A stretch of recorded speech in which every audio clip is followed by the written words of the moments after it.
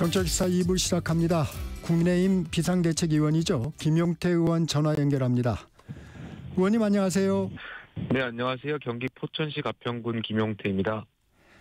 국민의힘에서는 한덕수 대통령 권한대행 출마가 큰 이슈인데 한대행 출마를 원하는 당내 의원들이 많습니까? 딱 숫자로 계량화해서 말씀드리기는 좀 어려울 것 같고요. 다만 체감적으로 제가 당내 의원들하고 이야기를 하다 보면 아무래도 이런 시너지를 낼 필요가 있지 않겠나.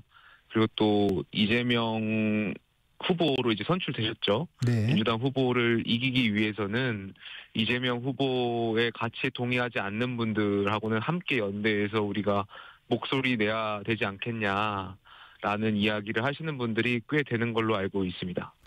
이 한대행의 최측근으로 불리죠. 손영태 국무총리 비서실장이 사표를 냈습니다. 한대행 출마는 기정사실화된 거다. 이렇게 판단하고 있으신가요? 정치권에서는 공개된 정보에 의하면 아무래도 이번 주 중으로 한덕수 권한대행이 출마할 것으로 보고 계시는 것 같고요. 특히 이러한 측근들이 사퇴하는 것에 대해서 권한대행이나 이런 측에서 뭔가 입장을 내거나 혹은 오해를 하는 것에 대해서 반박하거나 하는 입장들을 안 내는 것을 보면 네. 아무래도 기정사실화 아닌가 이런 추측이 좀 들고요.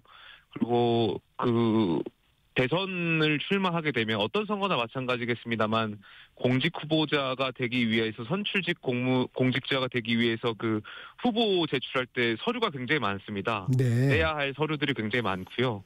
이런 것을 또 준비하는데 행정적으로 필요한 시간들이 있을 거고 아마 개인적으로 추측해 보건대 이런 참모진 분들이 그러한 것들부터 준비하려고 먼저 사퇴하시는 거 아닌가 이런 추측들이 좀 있는 것 같습니다.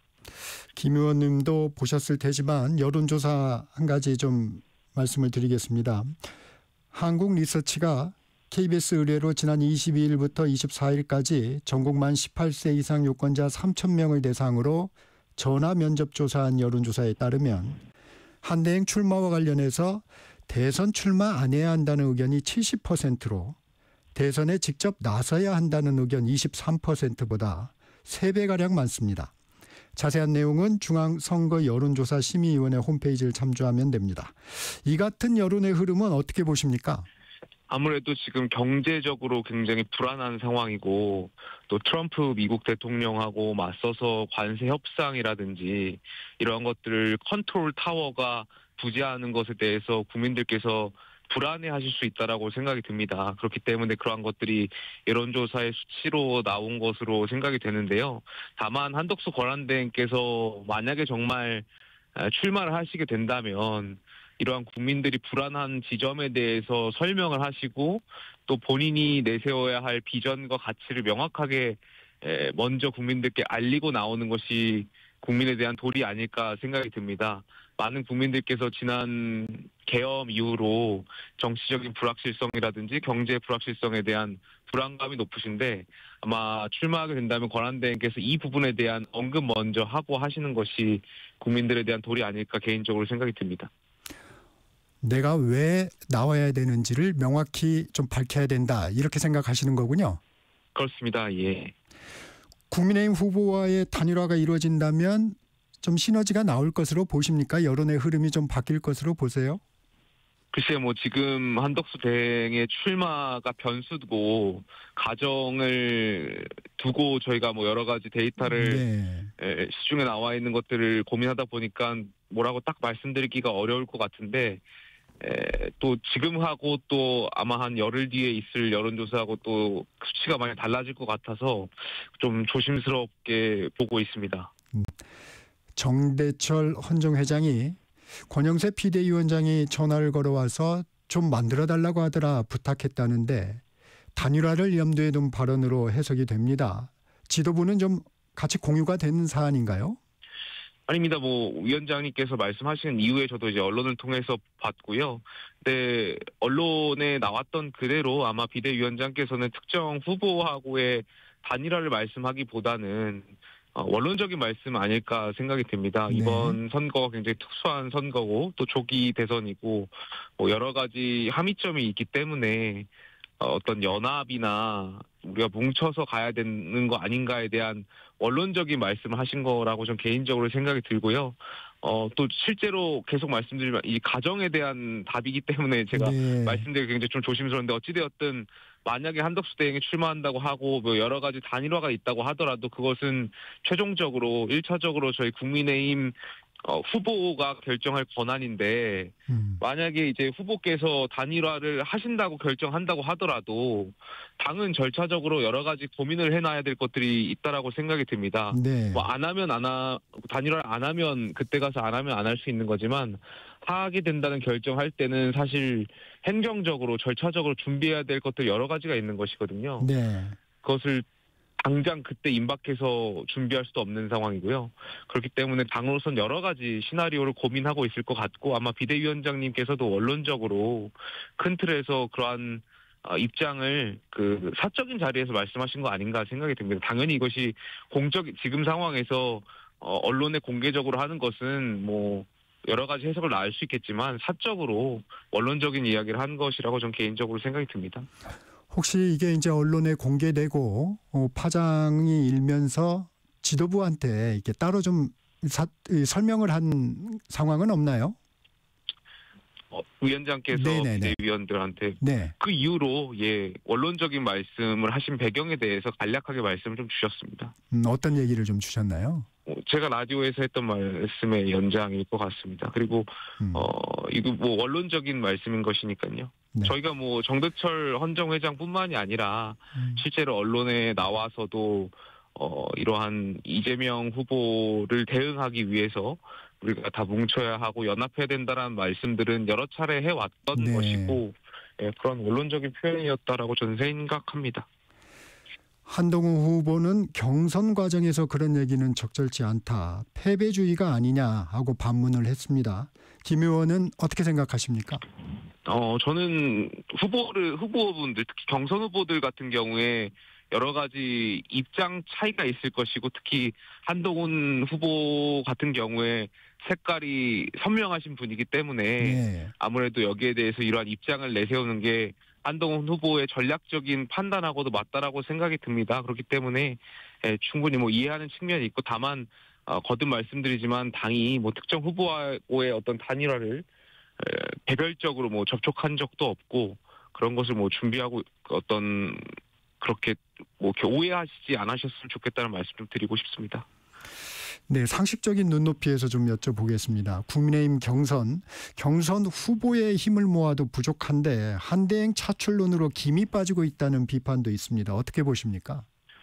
그렇게 보시는 분들도 많죠. 왜냐하면 실제로 여론조사가 계속해서 공개되지만 구체적인 수치를 언급하지 않겠습니다만 어찌되었던 비교 우위를 두고 나오는 여론조사들이 있기 때문에 국민들이 봤을 때는 사실 국민의힘 경선이 1차 경선이 느낌이 드실 수도 있다라고 생각해요. 그렇기 때문에 당인으로서도 굉장히 조심스러운 부분이 있고 지금은 저희가 어찌되었던 우리 당의 경선 레이스가 펼쳐지고 있고 충분히 저는 개인적으로 우리 당의 후보만으로도 대선에서 이길 가능성이 높다라고 판단하기 때문에 네. 지금은 당인들은 당 레이스에 집중하는 것이 맞는 거라고 저도 개인적으로 생각이 듭니다. 이 4강에 든 후보들 토론회를 보면 처음에는 김문수 후보만 이 단일화에 적극적이었는데 나머지 후보들도 좀 따라가는 분위기입니다. 이 후보들의 속내는 어떻게 분석하십니까? 저마다의 이제 전략적인 판단들이 있을 텐데요. 네. 아무래도 이 당원분들 중에 한덕수 대행의 출마를 원하시는 분들이 있는 걸로 알고 있고 이런 분들의 표를 얻기 위해서는 사실 이분들이 생각할 때 어떤 후보가 우리 당의 후보가 됐을 때 나중에 한덕수 대행하고 단일화가 가능할 것인가를 고민해두고 국민의힘 경선에서 판단하는 당원들도 상당수가 있을 겁니다. 아무래도 이러한 분들의 생각을 흡수하기 위해서 단일화에 대해서 우리 후보들께서 열린 어떤 메시지를 내시는 거 아닐까 개인적으로 생각이 듭니다. 최근 들어서 이제 단일화와 관련해서 생각을 바꾸거나 입장을 바꾸신 후보들도 계신데 아마 그런 후보들은 이러한 전략적 판단 아래에서 말씀하신 거 아닌가 생각이 드네요. 이 단일화 방식을 두고 김문수 후보와 홍준표 후보는 원샷 국민 경선을 얘기합니다. 안철수 후보는 가상 양자 대결 경쟁력 조사를 얘기하고 또 단판 방식도 있습니다. 단일화가 추진된다면 현실적으로 시간도 짧고 어떤 방식이 적합할까요? 글쎄요, 제가 비대위원이자 대선준비위원으로서 지금 여기 언론에서 단일화 방식을 논하는 건 적절하지 않을 것 같고, 다만 네. 원론적으로 말씀드리면 단일화가 있게 된다면 후보의 결정 권한인 거고, 사실 단일화 협상이라는 것은 상대가 있는 협상이기 때문에 네. 두 후보께서 그 협상 과정이 그렇게 또 녹록치만은 않을 겁니다. 과거에 대선 단일화 협상 과정이라든지 아니면 광역단체장 단일화 협상 과정들을 보면은 그 물밑 어떤 삿바 싸움이 굉장히 치열했던 것이고, 또 어떤 여론조사 방식을 선택하느냐에 따라서 결과가 바뀔 수 있을 가능성이 높기 때문에 그렇죠. 네. 이런 것들이 좀 굉장히 예민한 시기일 것 같습니다. 다만 확실한 거는 후보들께서 결정할 문제라고 저는 개인적으로 생각합니다. 지금 후보들이 결정할 문제라고 했는데 일각에서는 경선을 거쳐 올라온 후보들이 한대행과 순순히 단일화를 할 것인가에 대해 회의적인 의견도 있습니다. 국민의힘 대선 후보가 단일화를 거부하면 이건 강제하기는 어렵지 않나요? 그렇습니다. 뭐 당연히 조금 전에도 제가 말씀드렸지만 단일화에 대한 1차적인 판단 그리고 결정은 결국엔 후보한테 있는 것이고요. 후보가 판단해야 될 문제라고 생각합니다. 다만 여러 가지 데이터들을 놓고 고민을 할 것이고, 과거의 대선이나 광역단체장 선거 같은 큰 선거에서 정치공학적인 측면에서 이제 단일화에 대한 고민들과 또 실제적으로 이뤄졌던 사례들이 있기 때문에 아마 누가 후보가 되시든 이 데이터에 기반해서 단일화를 고민하지 않을 수 없을 거라고 생각이 들고요. 단일화 했을 때 당연히 이길 가능성이 있다면 누구든 단일화 하실 텐데, 네. 만약에 단일화를 하더라도 이 1+1이 2가 아니고 2보다 적은 수치들이 나온다면 굳이 단일화 할 필요가 없다라고 생각이 듭니다. 국민의힘 경선 탄핵 책임 공방 또 한덕수 대행 단일화가 의제를 좀 독점하는 분위기입니다. 아쉬운 점은 없으세요? 지금 저희가 조기 대선을 치르고 있고, 네. 사실 대통령 탄핵 사건 이후에 저희가 여러 가지 시나리오를 준비해 왔고, 그러다 보니까 상대 정당에 비해서 어떤 준비의 시간도 부족하고 뭐 여러 가지 물리적인 제약은 있겠습니다만, 그러다 보니까 자연스럽게 나타날 수 있는 현상들이라고 생각이 들고요. 네. 저희는 국민만 바라보고 저희가 갖고 있는 비전과 같이 또 경제를 회복시킬 수 있는 방안들에 대해서 치열하게 놓고 고민한다면 결과적으로 국민들께서 현명하시고 또 저희의 진정성을 믿어주실 거라고 생각이 듭니다. 국민의힘이 아직도 탄핵의 강을 건너지 못하고 있다 하는 데는 동의하십니까? 글쎄요. 저희가 뭐 여기에 대해서 여러 가지 입장들이 있을 수는 있지만, 최근에 윤희숙 원장께서도 네. 공개적으로 또 저희가 그 연설을 통해서 입장을 말씀하시지 않았습니까? 네. 그런데 여기에 대해서 반박하거나 비판하는 당내 의원들은 제가 지금까지 보지 못했습니다. 뭐 네. 공개적으로 하신 분도 없었던 것 같고, 사적으로 있는 자리에서도 없었다고 제가 느꼈는데, 그 말은 윤희숙 원장의 말씀에 당내 의원들이 대체적으로 공감한다라는 것을 방증하는 거 아닐까 생각이 들고요. 아마 그 지점을 좀 더 이제 확대될 필요가 있다라는 생각들도 당내에서 많이들 하고 계시고요. 저희가 대선에서, 특히 양당제 대선에서 가장 중요한 것은 중도층의 선택인 것이고, 네. 이 중도층 국민들께서 윤석열 전 대통령에 대한 생각은 저는 선명하고 비교적 강하다라고 생각합니다. 그렇기 때문에 당연히 이 중도층 국민들에 대한 생각을 존중하고 저희 당도 여기에 대한 입장을 내고 진정성 있게 행동하는 것이 국민들에 대한 도리고 이번 선거에서도 이길 수 있는 공식이라고 저는 생각합니다. 윤희숙 원장의 그 당에 대한 비판 또 반성 이런 부분들은 정강정책 연설이었어요. 당의 입장이라고 볼 수 있는 건가요? 윤희숙 원장께서도 저희 당의 3역, 5역 중에 들어가시는 분이고, 물론 이제 사전적 공감은 없었던 걸로 제가 알고 있는데, 네. 여기에 대해서 입장을 정강정책 연설에서 했다라는 것만으로도 어느 정도 위치에 있는 분이 말씀하신 걸로 생각이 되니까 당연히 당의 일부의 입장을 전달했다라고 보여지고요. 저희가 사실 윤희숙 원장의 일부 언론에서는 첫 뭐 사과다 이런 표현들을 하셨는데 그렇지 않은 게 한동훈 당시 계엄 네. 때 이제 대표 시절에도 국민들께 사과를 하셨고 또 저희가 권영세 비대위원장이 비대위에 들어오시면서도 당시에 계엄에 대한 부적절성에 대해서 언급을 하셨고 저도 그때 비대위원 당시에 계엄이라는 것은 극단적 선택이었고 잘못됐다라는 것을 여러 차례 이제 말씀을 드렸습니다. 그러나 이제 탄핵 사건이 흘러가면서 절차적인 문제를 저희가 제기하면서 마치 계엄에 대해서 생각이 다른 것처럼 국민들께 인식을 시켜드렸고 네. 물론 이거에 있어서는 저희한테 책임이 있습니다만 여기에 대해서 저희가 그동안 계엄에 대해서는 당내 대부분의 구성들 특히 모든 의원들이 반대했다라는 것을 좀 말씀드리고 싶고 어찌되었든 국면이 바뀌었다라고 생각합니다. 그렇다면 당도 이 계엄 과정 또 탄핵 과정에서 국민들께 사과할 것은 사과하고 반성해야 될 것은 당연히 반성해서 좀 진정성 있는 모습을 보여드릴 필요가 있다라고 생각합니다. 저희가 이번 대선을 치르고 있는 입장이지만 가장 중요한 것은 아무래도 윤석열 전 대통령하고의 관계 설정일 네. 것 같습니다. 당연히 탄핵의 강이라고 이제 표현을 하셨는데 그것하고 연결될 것 같은데요.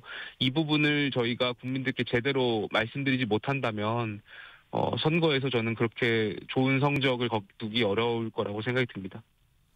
본선이 가면 그 부분이 좀 더 선명해질까요? 저는 뭐 전당대회 저희가 이제 5월 3일 날 있을 텐데요. 네. 그 전후해서라도 입장 정리가 다시 한 번이라도 필요하다라고 생각하고요. 그걸 뭐 또 해라고 당내에서 말씀하시는 분들도 있을 수는 있겠습니다만 저는 진정성 있게 뭐 국민들께서 납득하실 때까지 또 용서하실 때까지 계속해서 말씀을 드리는 것이 국민들한테 예의, 공당으로서의 최소한의 도리라고 생각합니다. 국민의힘에서는 이준석 개혁신당 대선 후보와의 단일화에도 꽤나 공을 들이는 모습입니다. 이른바 반이재명 빅텐트를 위해서인데 이준석 후보는 명분도 실리도 없다 하면서 선을 긋고 있어요. 이준석 후보 연대나 단일화 필요하다고 보십니까? 지금 말씀하신 말을 바꿔서 말씀드리면 네. 결과적으로 이제 명분도 있고 실리도 있으면 단일화할 수 있다라는 걸로 들리는데요. 그러니까 지금 상황에서는 당연히 단일화에 대한 명분과 실리가 없을 수는 있겠죠. 하지만 선거 국면이 흘러서 어떤 명분이 주어지고 또 실제로 단일화했을 때 실리가 주어진다면 저는 단일화에 대한 문은 열려 있을 거라고 생각합니다. 다만 저희가 뭐 지금부터 이렇게 요청하고 그런 것은 아니라고 생각이 들고요. 단일화라는 것도 서로가 윈윈할 수 있어야 되고 또 서로가 필요로 했을 때 되는 것이지 어느 한쪽이 일방적으로 요청하고 요구해서 이루어지는 것은 아니라고 생각이 들고요. 네. 그리고 뭐 제가 특정 후보를 지금 상황에서 거론하는 것이 좀 어찌됐든 이준석 후보께서도 선거를 오래 치러봤던 경험이 있고 네. 또 저희 당에서 대선과 또 재보궐선거를 지휘하시고 또 같이 치러 오시면서 단일화에 대한 경험이 굉장히 많으시고 전략적인 분이십니다. 그렇기 때문에 조금 전에 말씀드렸던 것처럼 이번 대선에서도의 단일화의 명분과 실리가 있다면 저는 판단을 하실 거라고 생각이 듭니다. 다만 말씀하셨던 것처럼 명분과 실리가 없다면은 안 할 수 있을 가능성이 높겠죠. 민주당으로 가보겠습니다. 예상했던 대로 이재명 후보가 압도적인 득표율로 대선 후보가 됐습니다. 89.77%. 이 숫자에 어떤 의미가 있다고 보십니까? 저는 조금 무서웠습니다. 그 숫자가 무섭고 무겁게 느껴졌습니다. 네. 그러니까 사실 저희가 민주화 8.7원법 체제 이후에 볼 수 없었던 숫자이고 당내 경선에서 이렇게 높은 수치로 압도적인 수치로 당을 장악했던 사람이 없기 때문에 굉장히 무섭고 또 기괴하고 신기하다라는 생각이 좀 들었습니다. 그래서 이번에 그 이재명 후보께서 어떻게 보면 중도 공략적인 메시지를 많이 내시고 네. 이런 부분들이 결과적으로는 당을 완벽하게 장악했다라는 판단 안에서 했던 거 아닌가. 그러니까 이러한 수치가 있다 보니까 아무래도 자신감 있게 중원으로의 경쟁을 나오셨던 거 아닐까 생각이 좀 들었습니다. 이재명 후보 대선 후보로 선출된 후 첫 일정 통합 행보를 이어가고 있습니다. 현충원에 가서 이승만 박정희 전 대통령 묘역을 참배하고 반도체 기업과도 간담회를 가졌는데 보수 후보 같다 이런 말도 나옵니다. 어떻게 보시고 계십니까? 사실 뭐 안타까운 말씀입니다만 3년 전 윤석열 후보께서 마치 이렇게 하셨죠. 그리고 많은 국민들께서 윤석열 전 대통령한테 바랬던 것도 통합 이미지, 네. 형님 리더십이었습니다. 윤 전 대통령도 당시에 후보 시절에 5.18 정신, 사실 5.18 정신이라는 것이 어떻게 보면은 그동안의 진보 정권들의 성역처럼 느껴져 왔었는데 대통령 그 당시 후보였죠. 후보께서 이제 5.18과 관련된 말씀들을 많이 해주셨고 헌법 정신에 대한 이야기를 하면서 많은 국민들께서 당시에 윤석열 후보한테 기대감을 주셨던 것도 사실이었던 걸로 기억하고 그 당시에는 오히려 더 저희가 적극적으로 민주당 출신의 인사들 접촉하고 또 저희 당으로 입당하셨던 민주당 출신 의원들도 계셨고요. 그런 것을 잘 해왔던 것 같은데 지금 3년이 지난 지금 오히려 이러한 것들을 민주당이 하는 것 같아서 저는 어떻게 보면 안타깝고 좀 무겁게 느꼈습니다. 김 의원님은 앞서도 중도층의 중요성에 대해서 얘기를 했는데 이재명 후보 강고한 당내 지지를 바탕으로 중도로 외연을 확장하는 분위기입니다. 국민의힘 어떻게 대응하시겠습니까? 저희도 당연히 이제 5월 3일 경선이 끝나면 당의 후보를 중심으로 여러 정책들과 메시지를 낼 것이고요. 당연히 뭐 국민을 계속해서 이렇게 층위를 나누기보다는 국민들께서 바라고 계시는 민생 정책이라든지 그동안의 윤석열 전 대통령하고의 관계 설정이라든지 계엄과 관련한 입장이라든지 탄핵과 관련한 입장들 이런 것을 사과와 메시지, 비전을 동시에 말씀드려야 된다라고 생각하고 있고요. 그 과정에서 이제 언론에서는 뭐 중원으로의 확장이다, 중도 확장이다 이런 표현들 많이 쓰실 텐데 네. 자연스럽게 이루어질 수 있을 거라고 생각이 듭니다. 이재명 후보 보수 책사로 불리는 윤여준 전 장관을 선대위원장으로 영입했습니다. 이 부분은 어떻게 보세요? 윤여준 전 장관뿐만이 아니라 지난번에 그 정규제 그다음에 네네. 조갑제 이른바 이제 보수 농객 패널 농객분들하고도 이제 대담도 있었던 걸로 기억이 들고요. 네. 아무래도 계속해서 말씀드리지만 중원으로의 확장을 강조하기 위한 것, 본인이 직접 그런 걸 이재명 후보의 입으로 말하기보다는 이렇게 어떻게 보면은 다른 사람의 입이나 행동을 통해서 보여주는 것이 본인이 이제 실용적인 측면을 강조하는 전략 아닐까 개인적으로 생각이 듭니다. 사실 민주당 입장에서야 당내 경선이 일찍 끝났고 또 이재명 후보가 89%로의 약 89%라는 압도적인 지지를 받다 보니까 이렇게 중원으로의 경쟁에 있어서 민주당 내에서도 이렇게 뭔가 좀 자신감의 일환이라고 생각이 좀 들고요. 뭐 지금 계엄 이후에 사실 국민의힘 지지층들은 보수층이 굉장히 분화가 많이 되어 있는데 네. 그에 반대로 민주당 지지층들이 결집도 많이 되어 있구나 이런 생각도 좀 해봤습니다. 이재명 후보의 정치보복 안 할 것이다 라는 발언도 주목을 받았는데 정치보복을 안 하겠다는 건 구체적으로 어떤 의미라고 보세요? 글쎄요, 저는 이 의미를 잘 모르겠는 게 사실 지난 전당대회, 이번 전당대회 말고 당대표 경선 전당대회 같은 것을 보면 당시 이재명 후보하고 겨뤘던 후보들이 지금 어떻게 되어 있는지 보면 정치보복을 안 했다라고 할 수 있을까라고 생각이 좀 듭니다. 왜냐하면 지난 총선만 보더라도 친명 횡재, 비명 행사라는 비아냥들이 많았지 않습니까? 그동안 이재명 후보하고 각을 세웠던 합리적인 민주당 인사들을 배척하거나 사실상 공천을 주지 않거나 이런 일들이 보여왔었는데 이것도 저는 사실 정치보복의 일환이라고 생각이 들거든요. 그러다 보니까 이번에 민주당의 전당대회가 사실 제가 봤을 때는 검증이나 제대로 안 됐던 것 같고 굉장히 좀 조용했던 전당대회라고 느껴졌었는데 네. 그러한 배경도 결과적으로 같이 경쟁했던 후보들이 이재명 후보가 될 것이 뻔하고 그렇게 됐을 때는 본인과 함께했던 어떤 정치인들의 정치 보복이 예상되기 때문에 오히려 적극적으로 이재명 후보에 대해서 검증을 못한 거 아닌가 생각이 들고요. 그래서 그렇다 보니까 정치 보복을 안 하시겠다라는 말씀이 무슨 말씀인지 잘 모르겠습니다. 그동안 이재명 후보가 보여주셨던 것이 당내 정치 보복 아니었던가 개인적으로 생각이 듭니다.